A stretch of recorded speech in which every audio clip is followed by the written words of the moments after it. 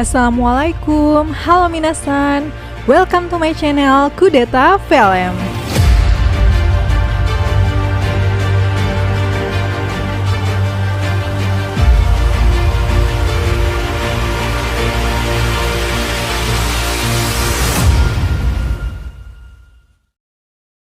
Gimana kabarnya hari ini? Moga sehat dan lancar semua urusannya ya. Amin.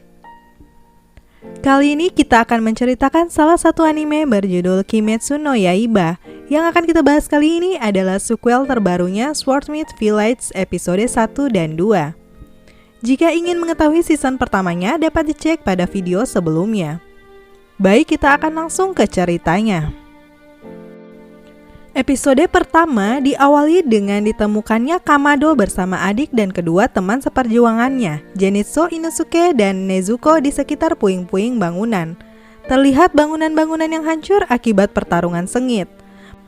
Pada season sebelumnya mereka bersama Tengen Uzui telah berhasil mengalahkan iblis bulan atas peringkat 6 yaitu Gyutaro dan Daki. Para Kakushi segera mengamankan dan menyelamatkan Tanjiro dan kawan-kawan yang sudah sangat terluka parah. Sedikit penjelasan, Kakushi adalah support para anggota Demon Slayer. Mereka bertugas untuk memberikan pertolongan pertama kepada pembunuh iblis yang terluka setelah pertempuran besar. Kembali ke cerita, Kagaya Ubuyashiki yang merupakan pemimpin korps pembasmi iblis menunjukkan kondisi kutukan yang semakin buruk. Walau begitu, kemenangan atas Gyutaro dan Daki membuatnya merasa bahwa ini adalah pertanda baik bagi seluruh umat manusia. Dia percaya generasinya mampu mengalahkan Muzan Kibutsuji, sang raja iblis. Di sisi lain, kekalahan iblis bulan atas Gyutaro dan Daki membuat Muzan begitu murka.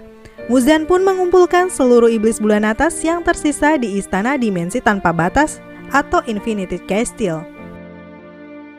Setelah Akasa muncul, ada Gyoko. Ia adalah iblis bulan atas peringkat 5 yang menyukai seni dan guci. Selanjutnya ada Hantengu. Ia merupakan iblis bulan atas peringkat keempat. Ia muncul dengan tampilan yang menyeramkan. Iblis ini menunjukkan sifat yang mudah takut dan memiliki paranoia. Setelah itu ada Nakime. Ia adalah iblis biwa yang misterius yang tinggal di dimensi Infinite Fortress. Tidak dijelaskan peringkatnya di episode ini. Dia hanyalah seorang iblis yang bertugas memanggil iblis ke dalam benteng atas perintah Muzan Kibutsuji. Selanjutnya ada Douma, anggota iblis bulan atas peringkat 2. Dia terlihat memiliki karakter yang ramah, pintar, dan karismatik. Tetapi dia dan Akasa menunjukkan keduanya memiliki hubungan yang tidak baik. Terakhir ada Kokushibo, adalah anggota iblis bulan atas peringkat 1. Pertemuan para iblis bulan atas bersama Kibutsuji Muzan jarang sekali terjadi, dan kali ini terjadi setelah 113 tahun lamanya. Setelah anggota iblis bulan atas dikalahkan, Kibutsuji sangat murka dan marah kepada para iblis bulan yang sampai dengan sekarang tidak dapat menemukan persembunyian pimpinan korps Demon Slayer Ubuyashiki, serta keberadaan bunga Spider Lily yang dicarinya. Tetapi iblis bulan atas peringkat 5 yaitu Gyoko mencoba menyenangkan hati Muzan. Dia menyatakan bahwa dirinya punya informasi penting. Setelah mengetahui informasi apa yang berhasil Gyoko dapatkan, Muzan pun memutuskan untuk mengutus Gyoko bersama Hantengu yaitu iblis bulan peringkat 4 untuk menjalankan misi mereka. Di tempat lain, Tanjiro Kamado telah siuman sambil berlinang air mata. Sebelumnya dia sempat memimpikan seorang leluhurnya, yaitu Sumiyoshi. Di dalam mimpi tersebut Sumiyoshi tak sendiri. Dia bersama istri, anak, dan seseorang bernama Yorishi Sugikuni. Tanjiro berhasil terbangun setelah 2 bulan lamanya tak sadarkan diri. Kanao yang pertama kali melihat Tanjiro membuka matanya langsung menangis haru. Tak hanya Kanao, seluruh orang di Butterfly Mansion pun turut berbahagia. Hal ini karena di antara Tanjiro, Zenitsu, dan Inosuke, Tanjiro lah yang paling lama tertidur. Tanjiro yang sudah pulih mencoba untuk melakukan latihan fisik kembali. Kemudian ia menemukan masalah bahwa tak ada pedang untuknya setelah pedang miliknya rusak. Ternyata Hotaru Haganezuka menitipkan surat yang memberitahu bahwa tak ada pedang untuk Tanjiro. Tentu saja hal tersebut adalah hal yang gawat. Sudah 2 bulan belum ada pedang yang dikirim. Atas saran Nao, Kyo, dan Sumi, Tanjiro memutuskan pergi ke desa pembuat pedang untuk menemui Haganezuka. Tetapi lokasi desa satu ini sangatlah rahasia karena sangat penting bagi para pembasmi iblis. Hal ini untuk melindungi tempat ini dari serangan iblis. Tanjiro bahkan harus menutup mata, hidung, dan telinganya agar tak mengetahui jalan menuju tempat itu. Dia pun digendong oleh Kakushi yang berganti-ganti mengopor Tanjiro pada beberapa jarak dan titik yang telah ditentukan. Sedangkan para Kakushi juga hanya mengikuti Gagak sebagai penunjuk jalan. Akhirnya Tanjiro sampai di desa penempa pedang. Terlihat beberapa bangunan yang lumayan megah serta aroma air panas yang cukup tajam di tempat itu. Tanjiro menghadap kepada kepala kampung terlebih dahulu untuk melapor. Kepala kampung Tenshin Teshikawahara menjelaskan bahwa Haganezuka Hotaru sulit ditemukan. Diberitahukan bahwa Tanjiro dapat beristirahat di sana sambil menunggu kabar terbaru. Tanjiro kemudian diantar untuk bersantai ke tempat pemandian dan bertemu dengan salah satu pilar, yaitu Mitsuri Kanroji, si pilar cinta.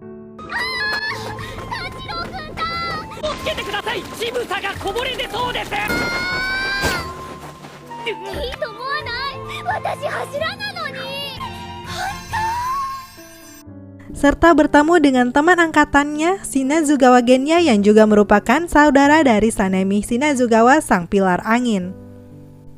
Setelah berendam, Tanjiro bercengkrama dengan Kanroji. Tetapi Kanroji harus pergi karena akan melakukan tes penyesuaian terhadap pedangnya yang baru saja selesai diasah.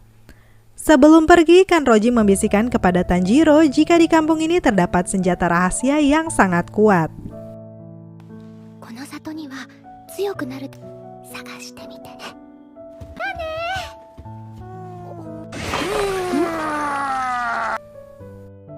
Keesokan harinya, setelah mendapat informasi tentang senjata rahasia yang tersembunyi di desa itu, Tanjiro yang ditemani Nezuko memutuskan untuk mulai mencarinya.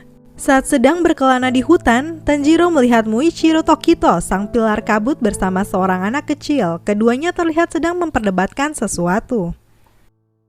Selain itu, Tanjiro juga melihat ada sosok lain bersama mereka, yaitu seseorang yang terlihat sangat familiar.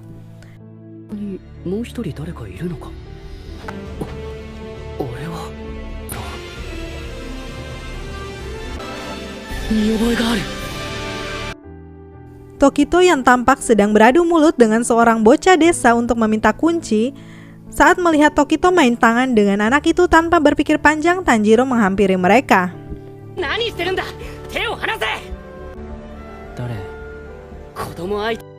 Tokito tampaknya tak bergeming dan tak bisa diajak kompromi. Dia menyampaikan beberapa hal berkaitan dengan perjuangan seorang pilar yang harus mengorbankan nyawa dan menganggap remeh pekerjaan penempa pedang.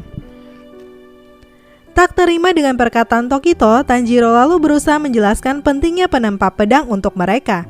Tokito merasa Tanjiro sangat berisik dan memukulnya hingga membuatnya pingsan.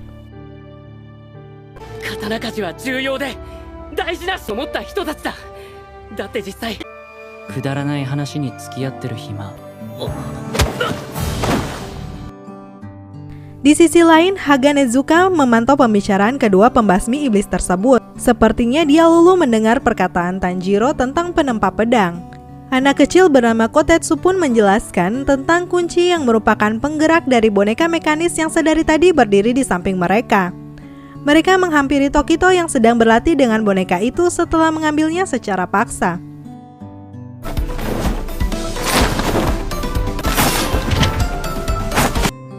Boneka yang dibuat sejak era Sengoku tersebut diketahui lebih kuat dari manusia. Ia mempunyai 6 lengan dan 108 variasi gerakan yang berbeda, sehingga dimanfaatkan para pembasmi iblis untuk berlatih. Boneka itu diciptakan oleh leluhur Kotetsu dan telah berusia 300 tahun, sehingga telah rapuh dan sulit untuk diperbaiki oleh Kotetsu jika rusak. Boneka ini dikenal dengan nama Yorichi Jeroshiki. Tanjiro merasa tak asing dengan rupa Yorichi karena berpikir pernah bermimpi tentang sosok yang sama. Sayangnya Kotetsu tak mengetahui lebih pasti mengenai siapa orang asli di balik boneka petarung mekanis tersebut. Di sana mereka juga memperhatikan kehebatan Tokito dalam bertarung. Gagak Tokito yang berada di sana juga menjelaskan bahwa Tokito adalah anak jenius yang merupakan turunan dari pengguna jurus pernapasan matahari. Beberapa saat setelah itu, Tokito merusak jira boneka itu dan mencopot salah satu lengan boneka itu untuk mengambil pedangnya, menggantikan pedang Tokito yang baru saja patah. いが終わったんですか？誰だっけ？刀もらっていくね。Melihat boneka yang setengah hancur membuat Kotetsu sangat marah dan putus asa. Tetapi Tanjiro berhasil menghiburnya. Untungnya boneka tersebut masih dapat bergerak. Kotetsu pun memutuskan bahwa Tanjiro agar dapat berlatih dengan boneka tersebut agar dapat menjadi lebih kuat dari Tokito. Tanjiro sangat kepayahan dalam melawan boneka itu, apalagi Kotetsu yang memberikan pelatihan yang keras dengan tidak memberikan makan Tanjiro sebelum dapat mengalahkan boneka itu.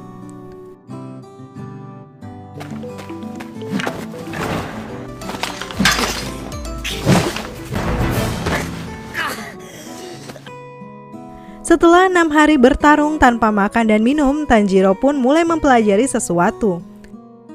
Berkat latihan tersebut, Tanjiro mampu memanfaatkan penciumannya untuk memprediksi arah serangan. Tanjiro menemukan cara menyerang boneka tersebut dan pada serangan terakhir, Tanjiro sempat ragu untuk menebas leher boneka itu. Tetapi Kotetsu membuatnya yakin dan setelah menebas leher boneka itu, terlihatlah pedang yang muncul dari dalam tubuh boneka tersebut. Dan sepertinya pedang tersebut telah tersembunyi lebih dari 3 abad. Yoshi, hairu. Kita.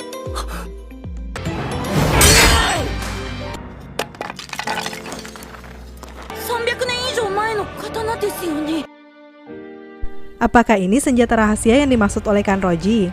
Jika teman-teman penasaran, jangan lupa like, komen, dan subscribe ya agar tidak ketinggalan cerita selanjutnya. See you to the next video. Bye-bye.